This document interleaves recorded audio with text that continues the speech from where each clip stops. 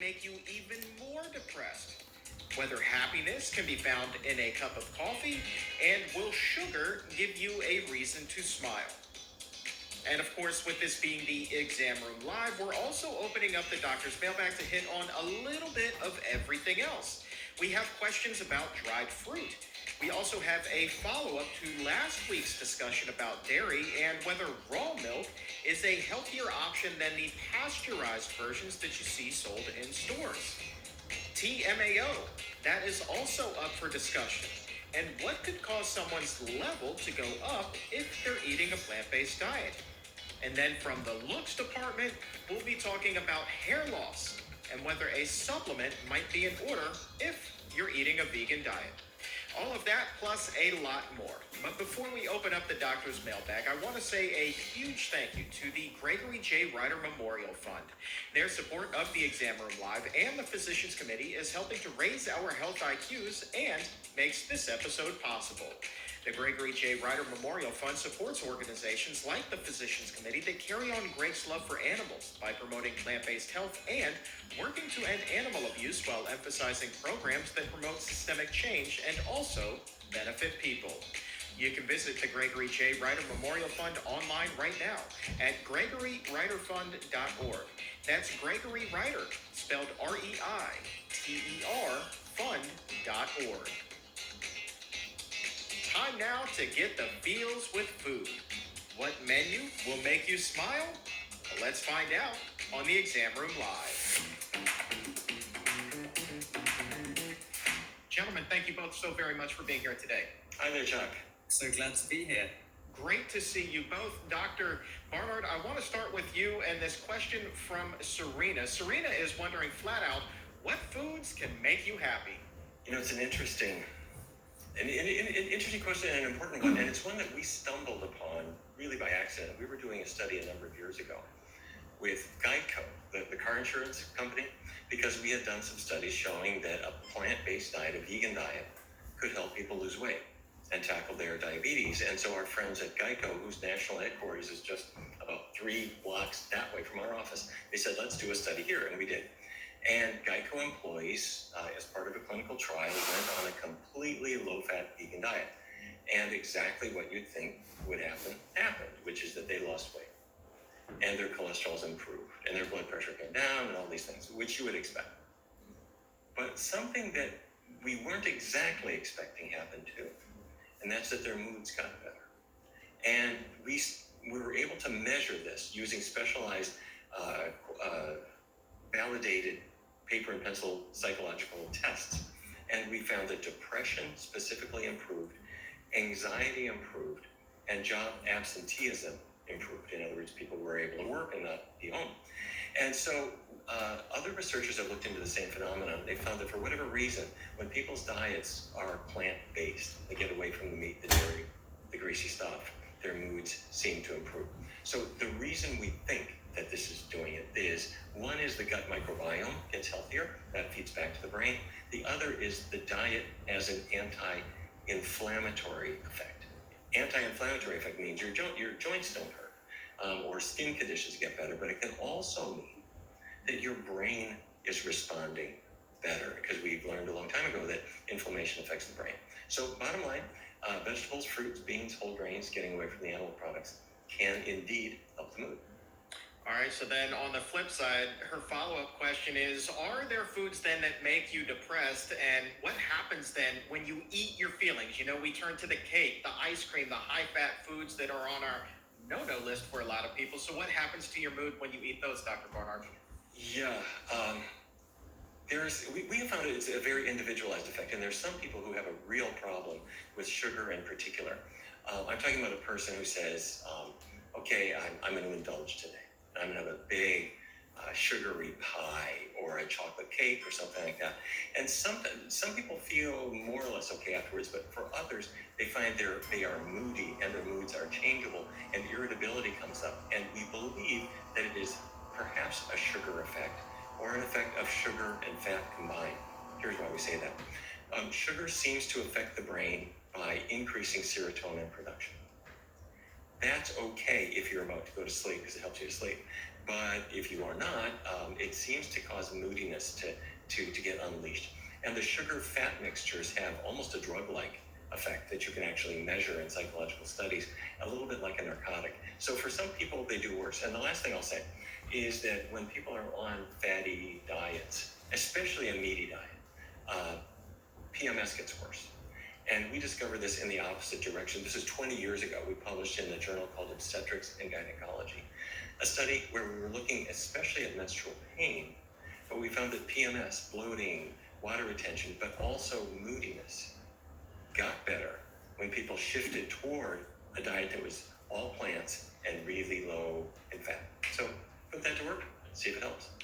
I always found in my previous life that when I was eating those types of foods, my mood would improve, but it was just a short-term gain, and then the crash on that was really substantial. And if I was having a bad day, I'd be right back in the doldrums in a hurry. And I actually found a little bit, just from my personal experience, can't speak for anybody else, that it was even harder then to climb out of that hole. Maybe not just because of the issues you were just talking about, but then also the reality of you're kind of, especially if you're trying to improve your health and lose a little bit of weight, you're also compounding everything with that guilt then of having indulged in something that you ordinarily were trying to keep off of the plate. And Dr. Barnard, that also made it a little bit more difficult as well. I think you're right, Chuck. And then there's one other thing to add to it. Some people use the term borrowing. Like you're borrowing a little bit of happiness. So I'm going to eat these really crummy foods, and let's say it does make me feel a little bit happy now. Well, I just borrowed a little happiness from later. Now, what you're really borrowing is dopamine. Your cells have a certain amount of dopamine in it. I'm going to release it all now, and then there isn't much left later, so I feel crummy. It's the same way when a person drinks themselves into oblivion. Okay, you might feel happy for 45 minutes or something like that, but by and large, people who do that, their mood's not generally better over the long run compared to other people. All right, so the bottom line here is if you're having a bad day, reaching for that whole pint of ice cream, probably not the best idea, right?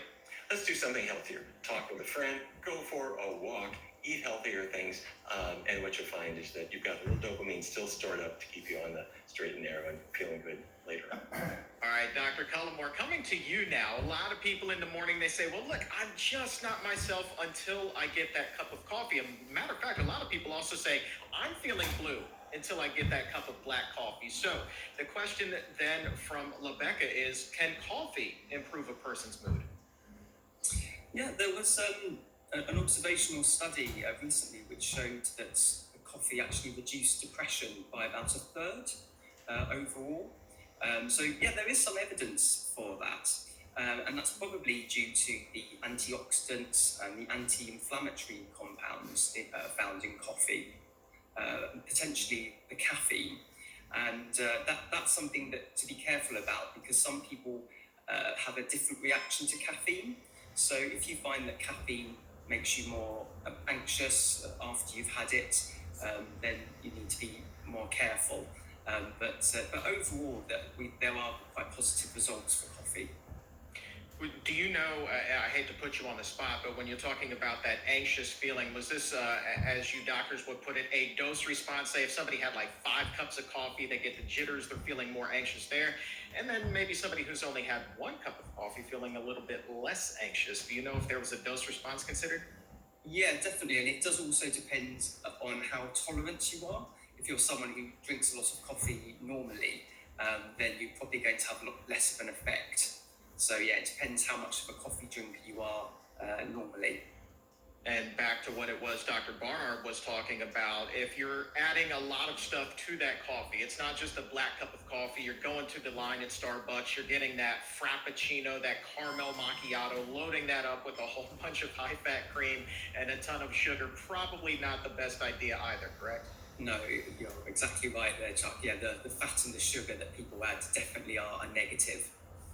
All right, let's stick with you here, Dr. Cullimore, because somebody told me that you know quite a bit about dairy, and that's good because our last episode was a gangbuster one. We had somebody write in and say, well, look, hey, I'm just not convinced that dairy is unhealthy. And her challenge then to Dr. Bronner was, convince me. So we have a follow-up from that episode, and this is a question from Kimberly, Dr. Cullimore. She's wondering, is organic pasture-raised raw milk a healthier option? She says, I'm sure most of these studies were done on people who consume just standard pasteurized milk. Okay, yeah, thanks, Chuck. And I listened to last week's episode with Dr. Barnard, and he made the excellent point that the major contributor to calories in milk is the sugar, is the lactose, and that is still present whether the milk is pasteurized or organic, and also the same with all the other negative compounds that are found in milk. So the saturated fat, the estrogens, the IGF-1 compound, which is the likely cause of prostate cancer, which is much more likely with dairy products. So actually being organic or pasteurized really makes no difference at all to all those negative consequences of milk. Sounds very similar to the question somebody wrote in asking whether skim milk was a healthier option than whole milk. The answer that Dr. Barnard had for that person was very, very similar to what it was that you just gave here. And a follow-up to that for you, Dr. Cullimore, maybe Dr. Barnard, if you would like to weigh in on this as well. This is a question from Maj, wondering whether milk is good for menopausal women since it has estrogen in it. So there have been a few studies which have shown a positive effect of cow's milk on menopausal symptoms. However, those studies were observational, which means there's lots of confounding other factors which could be the true reason, such as that women who drink milk tend to be more health conscious or have a higher income. And they haven't done any studies which are randomized controlled trials, which are a better quality of evidence. And it's also just worth emphasizing again all of the negative consequences of dairy products. So the cancer, the heart disease, Parkinson's disease, acne. So it's much safer to go for soy milk, for example, which Dr. Barnard's study has shown with a whole food plant-based diet reduces the symptoms of menopausal of the menopause, but without any of those negative consequences of cow's milk. Dr. Barnard, is there anything you would like to add to that? I know you've done so many studies recently with menopausal women. Yeah, I have to say it's been a really wonderful experience. We started these studies in the fall of 2020 because we were looking at the effects of diet on menopausal symptoms, especially hot flashes, but also sexual symptoms and others. And the combination that we hit on did not have dairy in it at all. The thing that seemed to really work, by that I mean what really knocked down the hot flashes a lot, was three things. Vegan diet, no animal products at all. Number two, keeping oils really low. So this was not a guacamole fest, not lots of peanut butter and nuts. It was vegan and low in fat. And the third thing was soybeans. We asked the participants to have a half a cup of whole soybeans every day. And I described this in my book, Your Body in Balance, but we had time to do a couple of studies on this, and we expected the effect to be kind of moderate, but the effect was profound for many of the women. And many of the women they didn't have any more of the really bothersome hot flashes at all. And for others, they were just turned way, way down. And then when we looked at sexual effects, vaginal dryness and so forth, for many of the women that improved as well.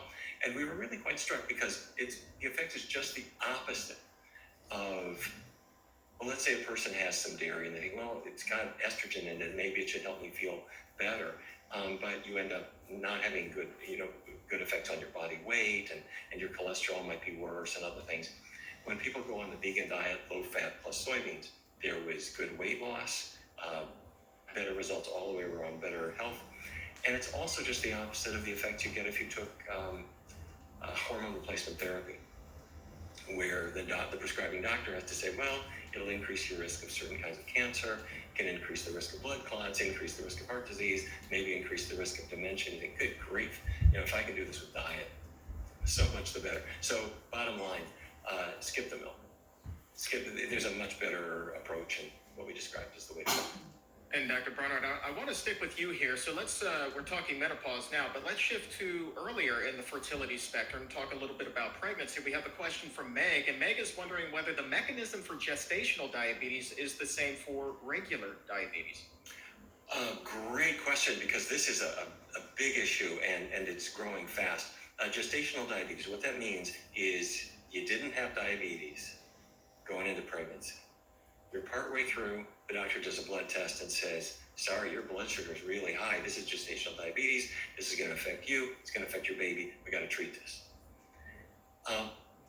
What kicks this off is insulin resistance. That means that your pancreas still is making insulin, and the insulin's job is to get the sugar into your cells. That's all still true. But for some reason, your muscle cells and your liver cells aren't responding to that insulin. That's insulin resistance. And to answer your question, yes, this is the same thing that kicks off type 2 diabetes, which is the real common form of that disease. And in fact, after you give birth, the gestational diabetes usually resolves. But it is a sign not only that you're going to get diabetes again during your next pregnancy, but you're probably headed for type 2 diabetes overall. So what do? Well, you kind of do what we were describing for menopause. Vegan diet, really low fat. 20 years ago, we did a study in people with type 2 diabetes and showed that just those things, plant-based diet, getting the oils really low, it counters that insulin resistance, makes your insulin work again, gets your blood sugars down, plus all the other benefits.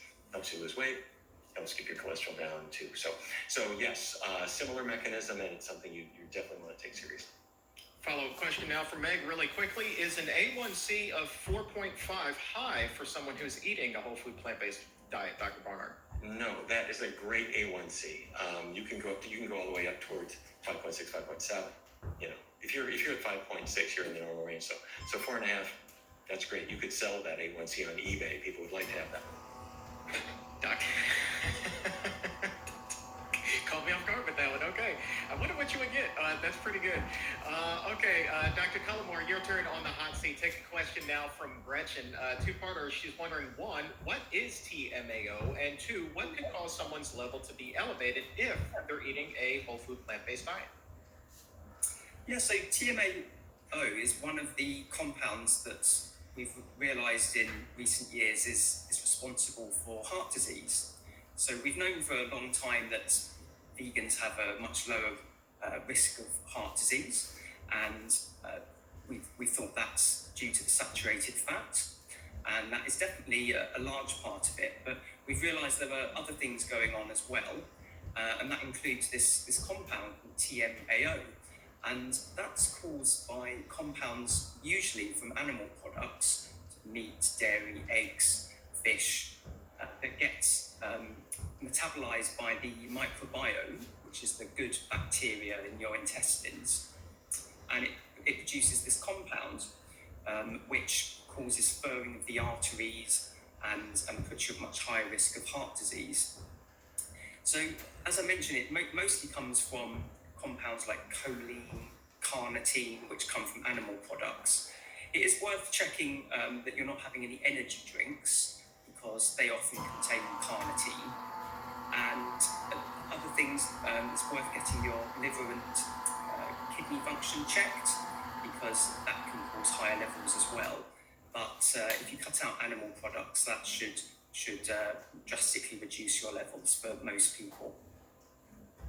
When you're talking about energy drinks, are you speaking about something like a Gatorade or maybe a Monster Energy or a Red Bull? Things like the Monster drinks, yeah, they contain carnitine, which can be a vegan version, so it may say it's vegan, but it's just worth checking that. Right, let's stick with you here, Dr. Cullimore. Take a question now from Sarah. She says, this is kind of a long-winded one, but I think it's a good one. My mom has been plant-based for about 6 months, and she recently got lab work done, and she was disappointed to see her cholesterol was 30 points higher. She says she mainly eats whole food plant-based with the occasional vegan junk food. What could cause cholesterol to go up on a plant-based diet? Okay, I mean, that's a good question, because the evidence does show that vegans generally have much lower cholesterol levels. She said that she has a healthy diet. it is just worth checking she's not having processed burgers like Impossible or Beyond, because they are high in saturated fats from coconut oil. Other things to check are that she's not drinking too much alcohol, smoking, that she's doing some exercise. Other conditions like the menopause can cause cholesterol levels to go up as well. So it's definitely worth her speaking to her doctor to rule out other medical conditions that could be contributing to that. Sometimes some genetic effects as well. But yeah, if you're eating a whole food plant-based diet, high in fiber, legumes, fruit and veg, for most people that will bring it down. So I would encourage her to speak to her healthcare provider. And Dr. Barnard, what is the percentage of the population who would be genetically predisposed to having higher cholesterol? Maybe 1 in 10, something like that. I really got it from their parents. But I think that Dr. Cullimore said something really, really important that I don't want people to miss. He said, look at the coconut oil, look at the palm oil. You know, years ago, people didn't use these fats very much. You got a jar of peanut butter, what was in it? Peanut butter. But nowadays, they are mixing in some palm oil. You know, look at the labels, you'll see what I'm talking about. Coconut oil is used in lots of things, and they advertise it as natural. It might even be organic or whatever, but you know what it is? It's loaded with saturated fat. Unlike just about every other vegetable oil, coconut oil and palm oil have a lot of saturated fat, and that's going to raise your cholesterol levels. So avoid those. And cholesterol levels typically going to fall, and fall a lot when people go from an omnivorous diet to a vegan diet. Let's shift from one plant-based phenomena to another, Dr. Barnard. Sticking with you, a question from Khaki here. What should you do when your blood test shows low white blood cells? Happens all the time. And it's, well, first of all, do talk to your doctor. And if it's low, but generally within the normal range, or maybe around the bottom of the normal range, most doctors will say, well, this is probably okay. A lot of people, when they get on a healthier diet, their white blood cell count goes down a little bit. And think of it this way. What are white blood cells? They're your soldiers. They're in your bloodstream. And unlike the red cells, whose job it is to transport oxygen, the white cells are your soldiers. They're looking for a virus. They're looking for a bacterium, and they're going to attack it. They make antibodies. That's their whole thing. So if you're on a healthier diet, and you're not taking in so many toxic proteins, dairy protein, and that kind of stuff, your white blood cells may well drop. And your doctor can interpret if you're still in the normal range, or if there is some kind of problem, right, which is less likely. Dr. Cullimore, over to you. Are you big into fasting? Do you fast yourself? I have done periods of that in the past, yeah. Okay, well, we have a question here from Steph. She could rely on your expertise with this. Steph is wondering, what is the healthiest way to fast? Yeah, so it is a really interesting area of research. It's still an emerging area of evidence. Dr. Hannah Calliope at the Physicians Committee has done a lot of work on this. So yeah, there is some reasonable evidence actually that intermittent fasting can help you to lose weight and improve your metabolic figures like your cholesterol, your blood pressure, your blood sugar control. So really the best way of doing that is to have an 8-hour window every day where you eat all of your calories, and it's better for that to be earlier in the day so that you're not eating later afternoon and in the evening. And yeah, there is some evidence showing that will help you to lose weight and drop your cholesterol. I believe that this is the 318th episode of the Exam Room that will be released. And Dr. Barnard, this is the very first time in all 318 episodes that we have ever gotten this question. I don't know how this one has escaped until now. Very interesting one from Lee, who says that she and her husband have been eating a healthy plant-based diet now for 2 years. They feel absolutely fantastic, but Dr. Barnard, Lee says that one thing she has noticed is that she sneezes a lot more since changing her diet. So she's wondering whether being vegan makes your nasal passages more sensitive to things as you're breathing in. She's read my new book, 300 Recipes Made with Black Pepper. So, well, first of all, Chuck, 318 episodes, that's great. You should be complimented. And no, I'm kidding about the black pepper. Obviously, when one sneezes, this is the body's rather crude effort to get rid of something that you've inhaled. So if you inhale some black pepper or pollen or anything else, you're sneezing, it's just a way to get rid of it. And so the question is, somehow now that I'm vegan, am I more sensitive, and I'm sneezing more frequently because my nose is detecting invaders sooner? That's a new one on me. Okay, let's take a question from Doka, also wondering about oxygen here, somewhat related, I guess. I don't know. Doka's question, Dr. Barnard, is it possible that eating a whole food plant-based diet enhances the oxygen saturation in a person's blood?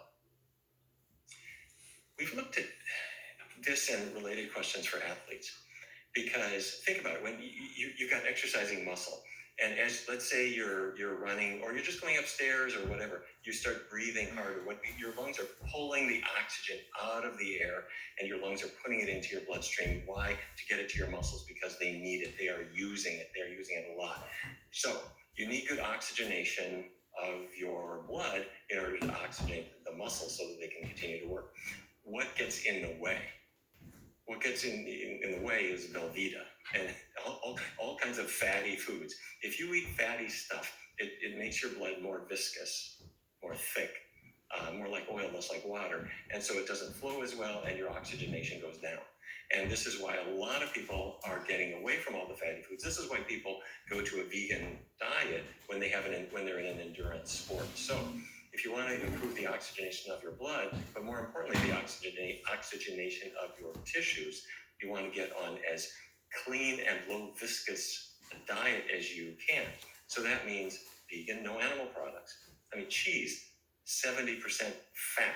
That's just asking for viscous blood and reduced athletic performance.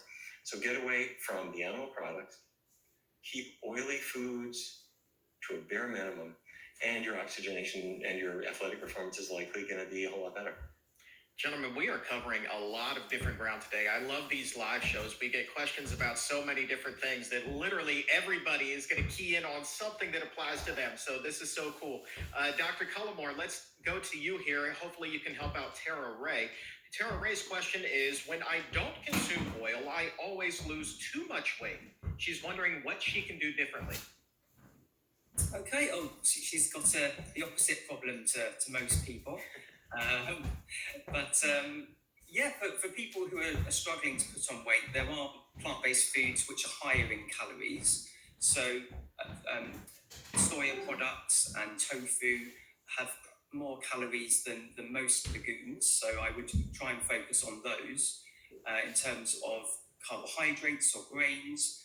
Quinoa is a bit higher in calories. And then you've got nuts, nut butters, avocados are higher in fats. So you don't want to go too crazy with those.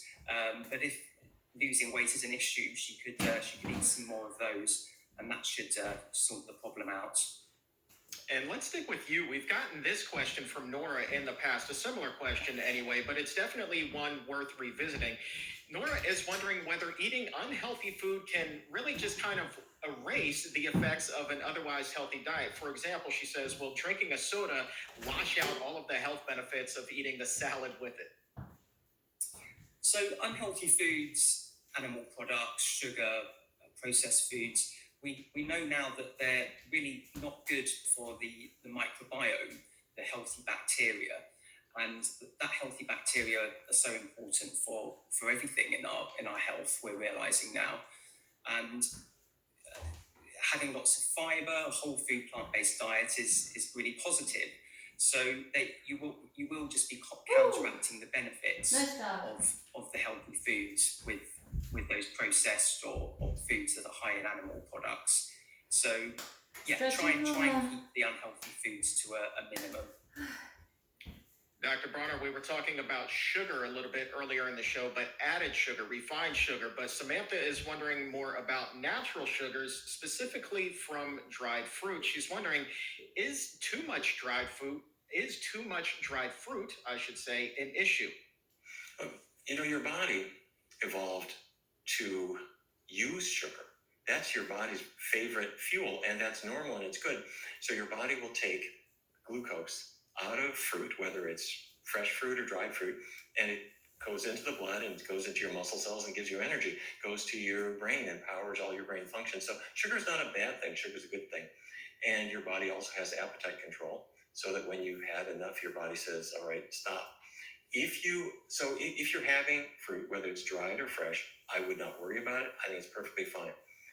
Unless if you feel for whatever reason you are binging, and this is an emotional thing where you're eating a huge amount, which is frankly really pretty rare with dried fruit. In that unusual circumstance, I would take it more seriously. But otherwise, no, that natural glucose is a fine thing. All right, let's take a question from an exam roomie on Instagram. Sent this to me at Chuck Carroll WLC. Dr. Barnard, they say, I've been vegan for a year and recently began losing my hair. What should I be eating? Is there a supplement I should be taking? Okay, we don't hear this very much, but I've heard it maybe once every 4 or 5 years. I hear that, and a couple things should be said. First of all, hair loss does happen. In men in particular, can happen in women as well, on a genetic basis as time goes by. Although, when you look at large populations, it actually tends to happen less often when people are on plant-based diets. I know that sounds funny, but the reason I'm saying that is that dermatologists in Japan, as the Japanese diet was westernizing, and they were noticing more obesity, more diabetes, more heart disease, the dermatologists were reporting more hair loss as the diet was westernizing, and the thought was that somehow the testosterone is affecting the hair follicles in an adverse way. Okay, but let's say none of that is you. Let's say your problem is just over the short run, you're having this funny kind of hair loss. Two things to think about.